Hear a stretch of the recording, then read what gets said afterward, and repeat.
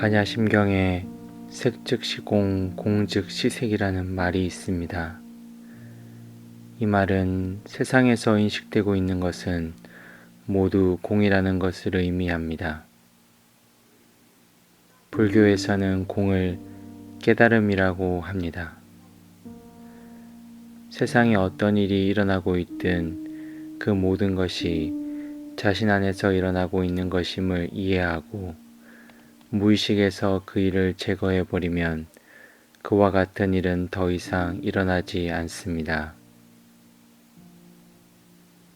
본래 우리들은 공으로 존재해야 합니다.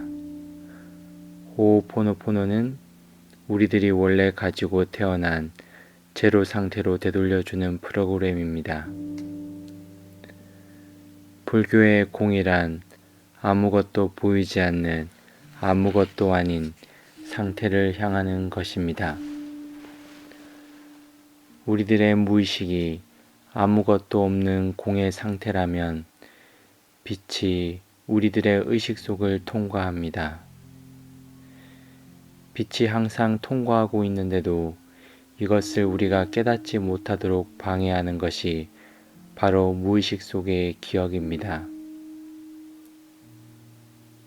우리들이 인생에서 경험하는 모든 문제와 곤란은 우리들의 기억이 재생되는 데서 일어납니다.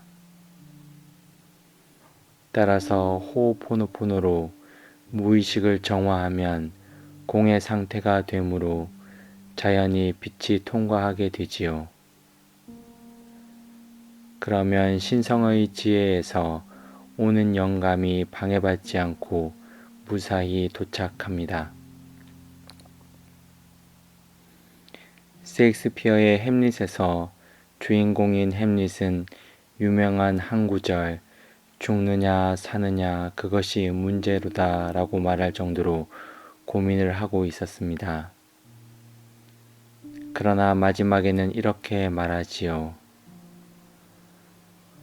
이렇게 해서 어찌할 바를 모르는 의식이 우리 모두를 겁쟁이로 만든다. 이렇게 해서 결의가 가졌던 본래의 생생한 피의색을 우울한 생각의 창백한 회반죽으로 빈틈없이 발라 그리하여 의기가 왕성한 중요한 일도 그런 생각에 화를 입어 흐름을 바꿔 결국에는 행동의 이름을 잃어버리는구나. 이 어찌할 바를 모르는 의식, 그런 생각이야말로 기억입니다.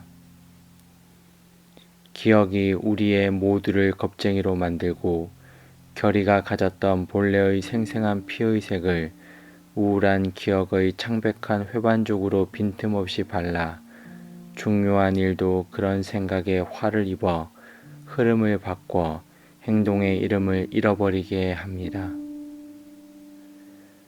무의식의 기억을 제거할 수 있다면 햄릿의 말처럼 사람은 용감하게 중요한 일을 달성할 수 있습니다.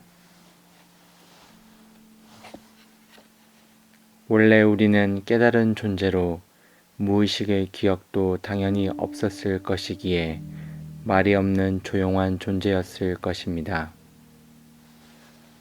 그러나 현실에서는 기억이 방해가 되어 신성의 지혜가 보내는 빛이 통과하지 못하게 되면서 기억이 재생되고 있습니다. 우리들이 다른 사람을 만날 때 기억으로 인해 첫인상을 결정하고 또 그 첫인상을 바탕으로 그 사람을 멋대로 해석해 버리는 것도 이 때문입니다. 기억이 없는 제로 상태라면 상대방을 똑바로 볼 수 있지만 대다수의 사람들은 기억을 통해서 상대방을 보게 됩니다. 앞에서 범죄를 저지른 정신장애자 수영병동에서 이랬던 경험을 소개했습니다만 만일 내가 그들을 대할 때 이 남자는 사람을 죽였다고 생각하고 있었더라면 그러한 기억이 벽이 되어서 그의 진정한 모습을 볼 수 없었을 것입니다. 꼭 이런 경우가 아니더라도 이 사람은 이런 일을 하고 있다. 그는 그런 말을 한 적이 있다 등 이러저러한 사람이라는 정보로 그 사람에 대한 선입관을 가지면 더 이상 그의 진정한 모습을 보지 못하게 됩니다. 그러한 선입관은 스스로가 만든 것으로 자신의 기억에 기초해서 보는 방법입니다. 인간은 이처럼 색안경을 쓰고 사람들을 바라보고 있습니다. 이것은 병에 걸려 있는 상태와 같습니다. 우리는 그런 기억을 놓아버려야 하며 이렇게 기억을 놓아버리는 것이 바로 정화입니다. 우리들에게는 그러한 기억의 속박에서 벗어나 자유로워지든지 속박당한 채 곤란한 상황을 계속 참든가 둘 중 하나를 선택할 자유가 주어져 있습니다.